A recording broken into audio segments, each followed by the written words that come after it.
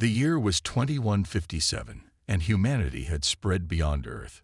People lived on Mars in large domes, and even on Europa, one of Jupiter's moons, in underwater bases.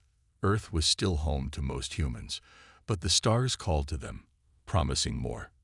Dr. Olivia Grant sat in her office at NASA's Exoplanetary Research Division, staring at data that made her heart race. For 3 days straight, she had checked and rechecked the numbers. There was no mistake. "This can't be right," she whispered, but it was. The Voyager VII probe, drifting through the darkness near Tau Ceti, had picked up a signal. Not random space noise or radiation. A pattern. A repeating pattern. She picked up her phone and called her boss. "Sir, I need to speak with you immediately. It's about Voyager VI."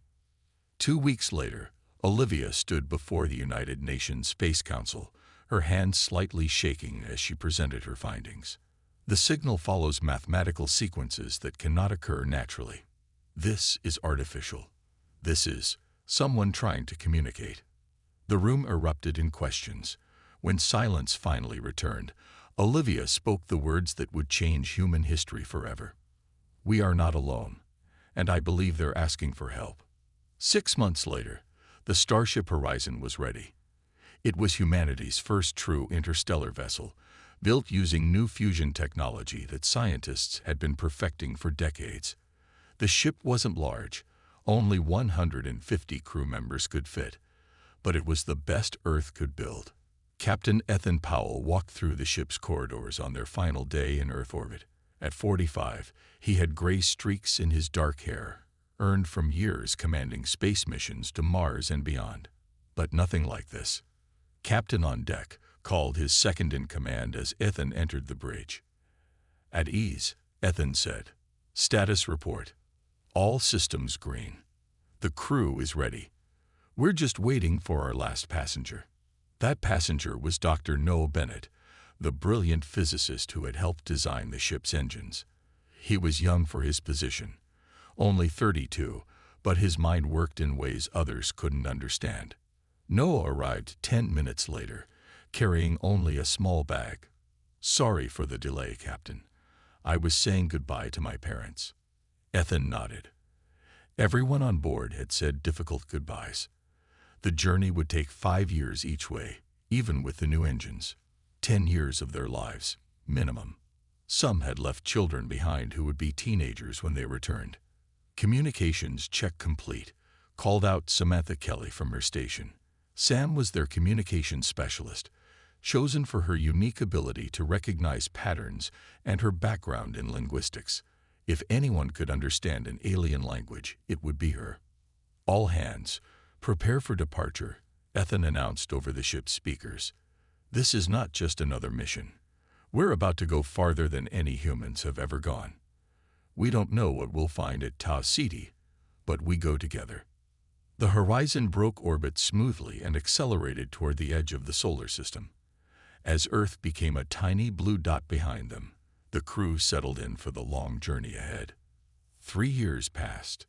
The crew maintained their routines, exercised to prevent muscle loss, and ran countless drills. Some formed relationships. 2 babies were born in the ship's medical bay. Life continued, even between the stars. Then one day, as they approached the halfway point of their journey, Noah burst onto the bridge. "Captain, I've been analyzing the signal again. It's changed." Ethan looked up from his reports. "Changed how?" "It's getting stronger, but that's not all." Noah's eyes were wide with excitement. "It's a distress call. I'm certain now. Someone is in trouble." Samantha joined them, her ohm analysis confirming Noah's. "The mathematical pattern indicates danger. It's universal. Mathematics is the same everywhere." Ethan made his decision quickly. Increase speed. If someone needs help, we won't make them wait 2 more years. When the Horizon finally arrived at Tau Ceti, they found something no human had ever seen before. A massive ship, clearly damaged, drifting near the 5th planet of the system. And it was sending the signal. "Open a channel," Ethan ordered. "Let's introduce ourselves." Samantha pressed her controls. Channel open, Captain. Ethan took a deep breath. This is Captain Ethan Powell of the Earth vessel Horizon. We received your distress call. Do you need assistance? For a long moment, there was only silence. Then the speakers crackled with a strange, musical voice, speaking words no human had ever heard before. The first contact between humanity and alien life had begun. Everyone on the bridge of the Horizon fell silent as the alien voice came through the speakers. Samantha Kelly leaned forward, her eyes closed in concentration. After a moment, she opened her eyes. It's repeating the same pattern of sounds. I think they're trying to establish basic communication. For 3 days, Samantha worked with Noah Bennett to build a translation program. The aliens sent mathematical sequences, pictures, and simple concepts. Slowly, words began to form. They call themselves the Axrathi, Samantha told Captain Powell on the 4th day. And they're asking permission to dock with our ship. Ethan thought carefully before answering. Tell them yes, but we'll meet them at the airlock with security personnel. When the airlock door opened, the humans saw aliens for the first time. The Axrathi stood about 5 feet tall with slender bodies covered in short, silver fur. They had large, dark eyes that took up much of their face and small mouths. Their ears were long and pointed, constantly moving like those of a nervous deer. We thank you for answering our call, said the tallest Axrathi through a translation device. I am Zenith, science director of our vessel. Ethan stepped forward. I'm Captain Ethan Powell. What happened to your ship? We were attacked by the Vorax, Zenith replied, his ears flattening against his head. They hunt other intelligent species. We barely escaped. Over the next few days, the humans learned more. The Axrathi were part of a galactic federation that included 28 different intelligent species. They traveled space using technology far beyond what humans had developed. Your species is very young, Zenith told Noah as they looked at star charts in the Horizon's conference room. Most species don't leave their home planets until they are at least 10,000 years into their technological development. You have done it in less than 500 years. We're fast learners, Noah said with a smile. Zenith's ears twitched. Yes, that is unusual. Ethan offered to help repair the Axrathi ship and escort them to the nearest Federation outpost. Zenith agreed and sent a message to the Federation Council about humanity. 2 months later, after helping repair the Axrathi ship, the Horizon followed them to a space station orbiting a planet in the Epsilon Eridani system. The station was massive, at least 20 times larger than the International Space Station back in Earth orbit. The Council has granted your species provisional membership status, Zenith told Ethan as they docked. This is unprecedented. Usually, new species must wait decades for such recognition. On the station, the humans met representatives from 6 other Federation species. Each looked very different from humans. Some had multiple limbs or eyes. Others moved in ways that seemed impossible. But they all shared one strange reaction when meeting the humans. They kept their distance. Noah noticed this pattern and mentioned it to Dr. Olivia Grant as they toured the station's scientific section. Have you noticed how they all back away slightly when we approach? Even the security personnel seem nervous around us. Olivia nodded. I've been studying the biological data they shared. Most Federation species evolved as prey animals on their home planets. They evolved to run and hide from predators. While we evolved from predators ourselves, Noah said slowly, his eyes widening with understanding. Pursuit predators, specifically, Olivia added. We're the only known species that evolved endurance hunting, chasing prey until it collapses from exhaustion. In a meeting room on the station's diplomatic level, Federation scientists observed the humans through one-way glass. The lead scientist, a tall, thin alien named Krisk, made notes on a tablet. Their physical capabilities are disturbing, Krisk said to his colleagues. They can break their bones and continue functioning. They remain conscious after losing significant amounts of blood. And their endurance. What about their endurance? Asked a council member who had just entered. Krisk turned. They don't stop, counselor. When pursuing a goal, they simply don't stop. Look at how quickly they mastered space travel. Look at how they cross their own planet's harshest environments just because they can. The counselor's skin changed color slightly, a sign of concern in his species, and we've invited them into the Federation. They saved the Axrethi, Krisk replied. Whatever else they are, they chose to help rather than harm. That counts for something. The counselor looked through the glass at the humans laughing and talking with Zenith. Let us hope that always remains true. For all our sakes, 3 weeks passed on the Federation station. The humans from the horizon became the center of attention as various alien scientists studied them. Dr. Olivia Grant worked with Federation medical experts, sharing information about human biology in exchange for knowledge about the other species. Your healing abilities are remarkable, said Dr. Maxis, a blue-skinned alien with 4 arms. He watched through a microscope as a sample of Olivia's blood clotted. Most species would die from injuries that humans routinely survive. Olivia shrugged. We've always been able to heal well.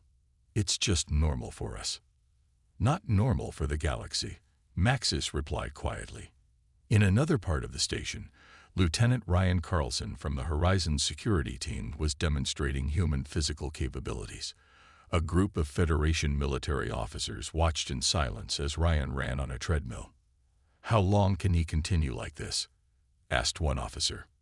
Hours, replied Noah Bennett, who was monitoring the tests.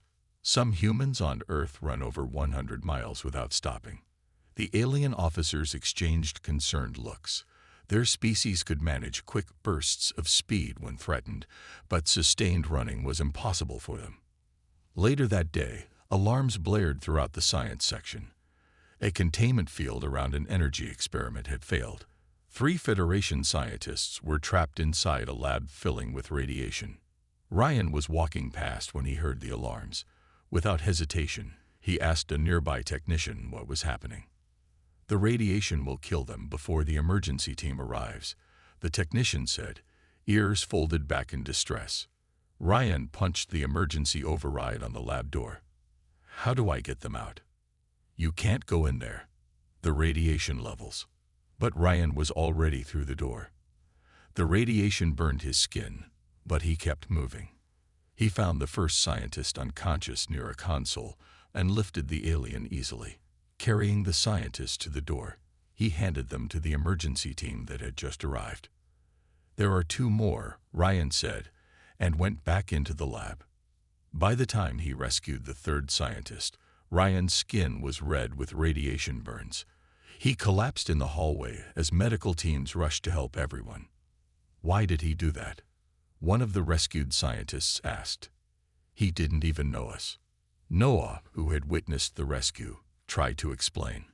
It's what humans do. We protect others, even at risk to ourselves. In the medical bay, doctors treated Ryan with regenerative therapies beyond anything available on Earth. Captain Ethan Powell stood by his bedside. That was brave, Lieutenant. Foolish, but brave. Ryan managed a weak smile. Just doing my job, sir. Word of Ryan's actions spread quickly through the station. Federation species began looking at the humans differently, with more caution, but also more respect. In a secure meeting room, Kresh, a high-ranking Federation intelligence officer, presented a report to the Council. After extensive observation, we've classified humans as Deathworlders, species from planets with high gravity, extreme climates, and dangerous wildlife. He displayed images of Earth, hurricanes, volcanoes, lions hunting, humans climbing mountains and diving into oceans. They evolved on a planet that tried to kill them daily, and instead of hiding, they conquered it. Their bodies reflect this harsh evolution. They can survive in temperature ranges that would kill most species. They can endure pain that would send others into shock. Kresh paused, choosing his words carefully. But most concerning is their psychology. When faced with a problem, they don't stop until they solve it. When they want something, they pursue it relentlessly. And when they protect something, He showed footage of Ryan rescuing the scientists. They ignore their own safety completely. A council member leaned forward. Are you suggesting they're dangerous to the Federation? I'm suggesting they're the most dangerous species we've ever encountered, Kresh replied. But also potentially the most valuable. He showed final images. Humans working alongside Xrathi to repair their ship. Samantha Kelly teaching alien children Earth games. Dr. Grant sharing medical knowledge. They're predators, yes, but they're predators who protect rather than hunt. They don't fear death the way we do, and that makes them both terrifying and extraordinary. The council chamber was silent as everyone considered the implications. They don't stop, Kresh concluded quietly. They never stop. Remember that, because the Vorax will learn it soon enough. 2 months after the humans arrived at the Federation station, an emergency message came in from the border sectors. The Vorax had attacked again, destroying 3 colony worlds in quick succession. The Federation Council called an emergency meeting. The Vorax fleet is larger than we predicted, said Admiral Zev, the head of Federation Defense Forces. His body was covered in scale-like plates that clicked together when he moved. Our ships were overwhelmed in minutes. How many civilians were lost? Asked a council member. Early estimates suggest over 4 million, Zev replied. The Vorax didn't bother taking prisoners this time. Captain Ethan Powell and Dr. Olivia Grant had been invited to observe the meeting. Ethan stood up. With respect, Admiral, what are your plans to stop the Vorax advance? The room fell silent. It wasn't customary for visitors to speak during council sessions. Admiral Zev tilted his head. Our ships are regrouping at Sector 7. We will attempt to hold the line there. And if that fails? Ethan pressed. Zev's plates rippled, a sign of discomfort. We fall back to the next defensible position.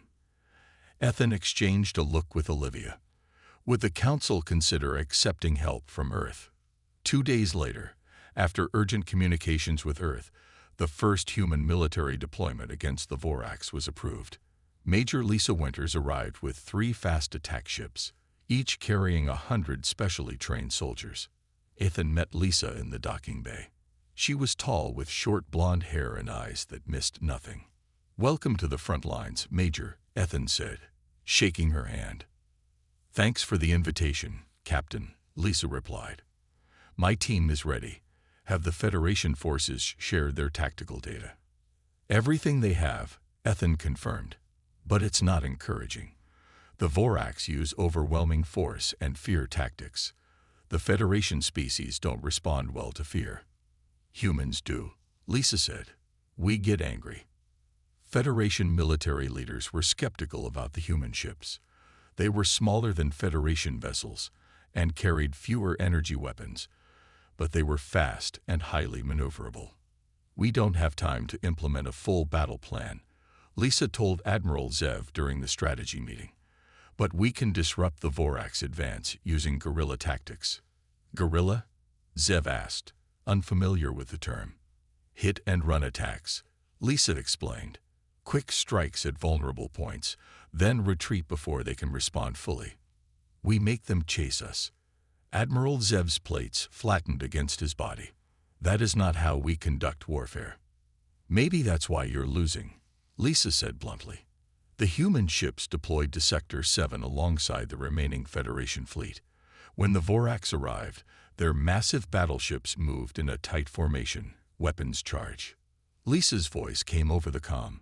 Attack pattern Delta. Target their propulsion systems and communication arrays. In and out. People. The human ships darted forward at speeds that made the Federation officers gasp.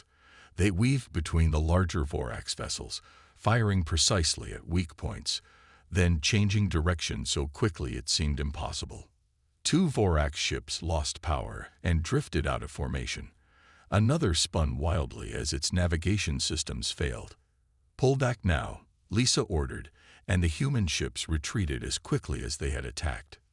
The Vorax, confused by these new tactics, broke formation to pursue the faster human vessels. This created gaps in their defense line, which the Federation ships exploited with renewed confidence. For the first time in the conflict, the Vorax fleet withdrew without achieving their objective. In the command center, Federation officers watched the battle recordings in stunned silence. They had never seen ships move like that, or pilots willing to fly so close to enemy vessels. "This is not traditional space combat," Admiral Zev said, watching a human ship narrowly avoid a Vorax energy beam.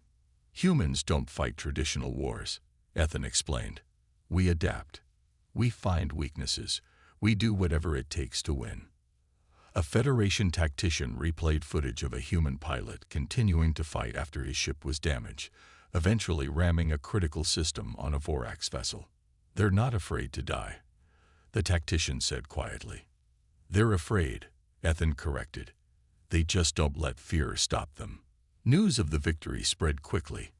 For the first time in generations, the Vorax had been defeated, and across Federation space, species began to wonder if the strange, resilient humans might be exactly what they needed. After the victory at Sector 7, humans gained both respect and fear from the Federation species. More human ships arrived, along with engineers and scientists eager to help. But not everyone welcomed this growing human presence. Admiral George Harris, newly arrived from Earth to take command of the human fleet, sat across from 3 Federation diplomats in a meeting room.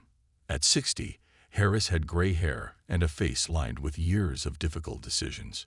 "We appreciate your assistance against the Vorax," said the lead diplomat, a tall, willowy alien named Vex. "But we must discuss limits on human expansion." Harris leaned back in his chair. "Limits?"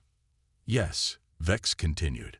"The Council proposes that Earth limit its military development and agree not to colonize worlds beyond your current settlements." Harris' expression didn't change, but his voice grew colder. "Let me understand. You want our help fighting your war, but you want to restrict our growth. Your species develops very quickly," another diplomat said. "It causes concern." "We cause concern because we can fight the Vorax effectively," Harris replied. "Something your military failed to do for decades." The third diplomat touched a tablet. "We've prepared a draft agreement. The Council hopes we'll protect them while allowing them to keep us contained." Harris interrupted. "That's not going to happen. Earth will defend itself and its allies, but we won't accept restrictions on our development." The meeting ended without agreement. Tensions grew in the following weeks. Dr. Kate Mason, the Horizon's chief medical officer, was working late in her lab on the station when she noticed something strange. Security cameras in the station's nursery, where 2 human babies born during the mission stayed, shut off briefly each night at the same time. Suspicious, Kate hid in a storage closet near the nursery that night. Just after midnight, 3 Federation scientists entered. They carried scanning equipment and moved toward the sleeping children. Kate stepped out. "What are you doing?" The scientists froze. The leader recovered first. "Standard medical monitoring. Please return to your quarters." Without notifying the parents, without human medical staff present, Kate moved between them and the babies. "I don't think so." When the scientists were escorted out by human security, one dropped a data pad. Kate picked it up and found detailed plans to study human children without parental knowledge, looking for developmental differences that might explain human aggression patterns. The next morning, Kate showed the evidence to Captain Powell and Admiral Harris.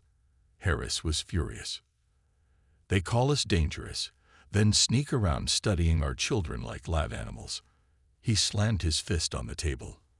"I'm filing a formal protest with the Council." The incident became public knowledge within hours. Many Federation species were embarrassed by their scientists' actions. The Council issued a formal apology, but damage was done. Humans began to question the Federation's true intentions toward Earth. During this tense time, an ancient Federation species called the Thraxi requested a meeting with human representatives. The Thraxi were one of the founding members of the Federation, respected for their wisdom and foresight. Dr. Noah Bennett and Samantha Kelly met with the Thraxi ambassador, a small, frail-looking being with pale skin and enormous eyes. "Our records contain a prophecy the ambassador said in a whispery voice. "Written 10,000 years ago. It speaks of the predator who protects who would one day join the galactic community." "You think that's us?" Noah asked. The ambassador nodded slowly.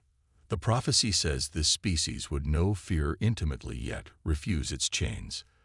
This describes humans perfectly." Samantha leaned forward. "What else does the prophecy say?" "Much of it is unclear," the ambassador admitted, "but it suggests your arrival marks the beginning of a great change." While the diplomatic crisis continued, several smaller Federation species approached Earth privately. They offered trade agreements and defense pacts, separate from the main Federation structure. They had seen how humans fought and wanted that protection for themselves. The Federation Council, once unified, now argued constantly over the human question. Some saw humans as valuable allies. Others viewed them as a threat to the established order. And a few began to wonder if the old order deserved to fall.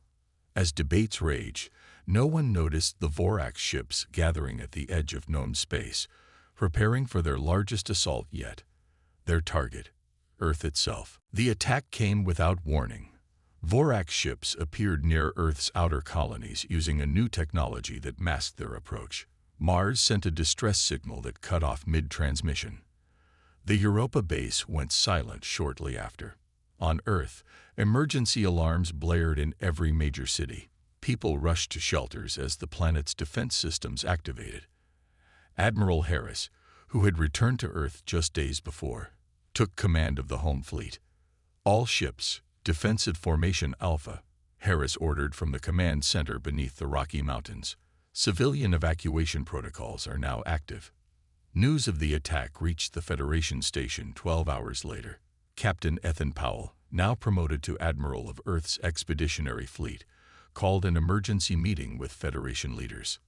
"Earth is under direct assault," he told them, his face grim on the large screen.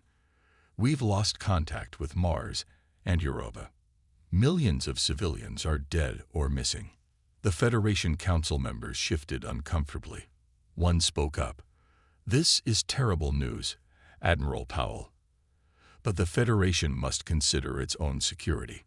We cannot commit forces that might be needed elsewhere." Ethan's expression hardened.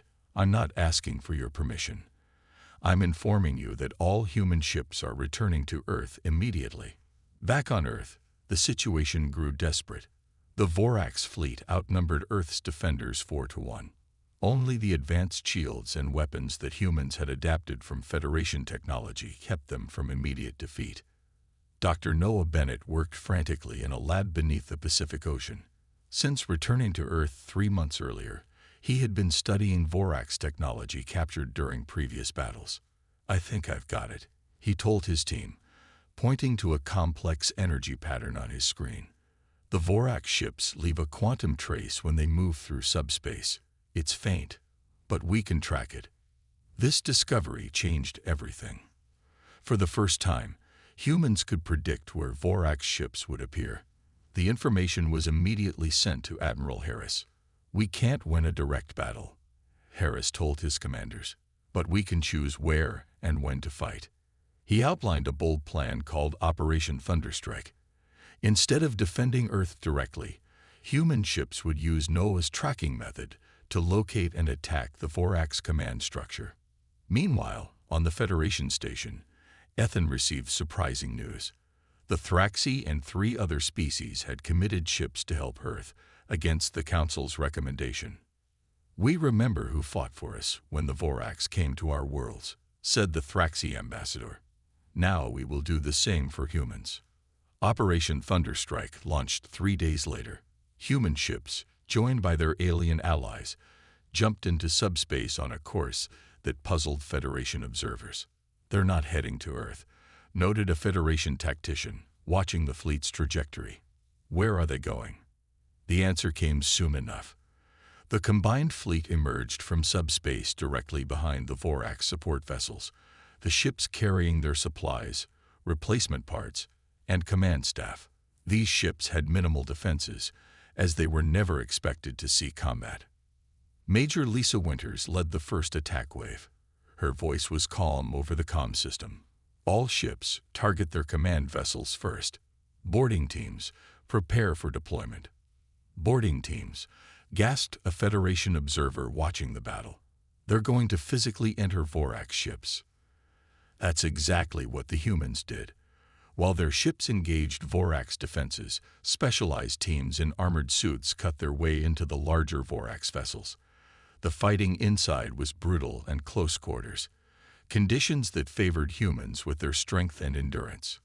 Federation allies watched in amazement as humans implemented tactics no other species would consider, deliberately damaging their own ships to get close enough for boarding operations, using the debris from destroyed vessels as weapons. Having wounded soldiers continue fighting after injuries that would incapacitate other species. One Federation officer turned away from the battle footage. "It's not just that they fight well," he said quietly. "It's that they seem to understand violence in ways we never could." His companion nodded.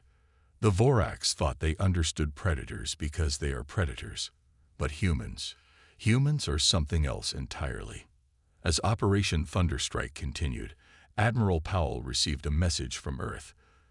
Despite heavy losses, Admiral Harris had held the line. With their supply lines cut and command structure in chaos, the Vorax fleet was beginning to falter. For the first time in known history, the Vorax were losing a war. 3 weeks after Operation Thunderstrike began, Admiral Powell's fleet reached the Vorax homeworld. The planet was heavily defended with orbital weapons platforms and a ring of battleships. "They've pulled back their remaining forces to protect their home," Samantha Kelly reported, looking at sensor readings. She now served as Powell's chief communications officer. Powell studied the tactical display. "Send the message." Samantha opened a channel to the Vorax command. "Attention Vorax leadership. This is the Earth fleet. Your forces have been defeated. Your supply lines are cut. Surrender now, or we will have no choice but to continue our attack." For almost an hour, there was no response. Then a harsh voice came through the speakers. "We do not surrender. We are Vorax. We hunt or we die." Powell nodded as if he had expected this answer. "All ships, begin the final assault." The battle for the Vorax homeworld lasted 2 days. Human ships broke through the defensive line using tactics that shocked even their allies. They flew into danger zones where no sane pilot would go. They used damaged ships as weapons. They never retreated, even when logic said they should. "Why do they keep fighting?" asked a Thraxi officer watching the battle from a safe distance. "They've already won. Because they won't feel safe until the threat is completely gone," answered Dr. Kate Mason, who had joined the fleet as chief medical officer. "Humans don't leave enemies behind them." On the 3rd day, the Vorax Central Command sent a new message. "We surrender. The hunt is over."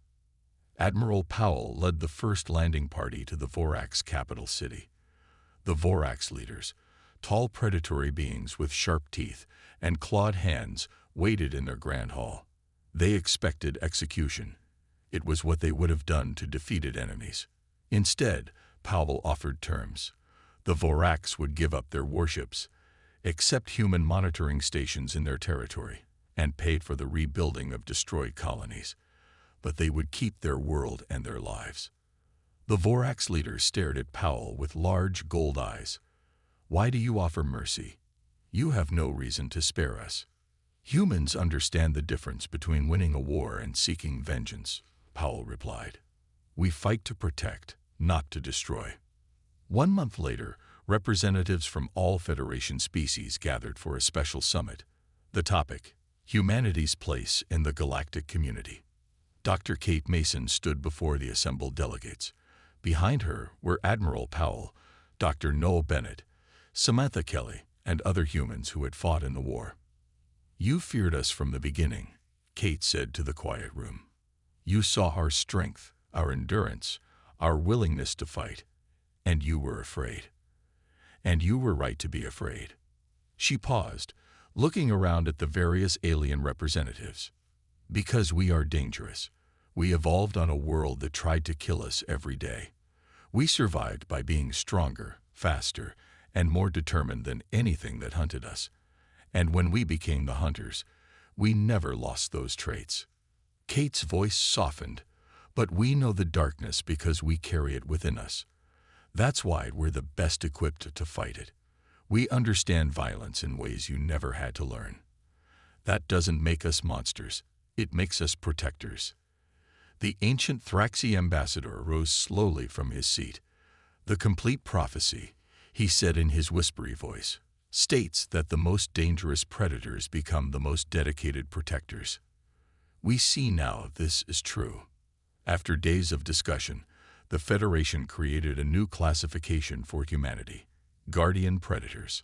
Earth became the center for Federation defense planning, with humans training other species in combat tactics and strategy. One evening, as reconstruction of Mars' colony began, a captured Vorax officer approached Samantha Kelly. The Vorax had been assigned to help rebuild what they had destroyed. "I must ask," the Vorax said, "your kind fought with such fury, yet now show mercy to the defeated. Why?" Samantha looked at the Vorax for a long moment. "Because we know what it means to fear," she finally said. "We've spent our history fearing the dark, fearing the unknown, fearing each other. Fear is part of us." She gestured toward the stars visible through a viewport. "That's why the universe should only fear us if they threaten those under our protection. Because when we protect something, we use everything that makes us dangerous. And we never, ever stop." The Vorax nodded slowly, finally understanding why its species had lost. They had been predators, but humans were something far more dangerous. Predators who had learned to channel their nature toward protection, rather than simply destruction. Across the galaxy, other species learned the same lesson. Humanity was indeed frightening, but as long as you weren't a threat, they were the best allies you could hope for.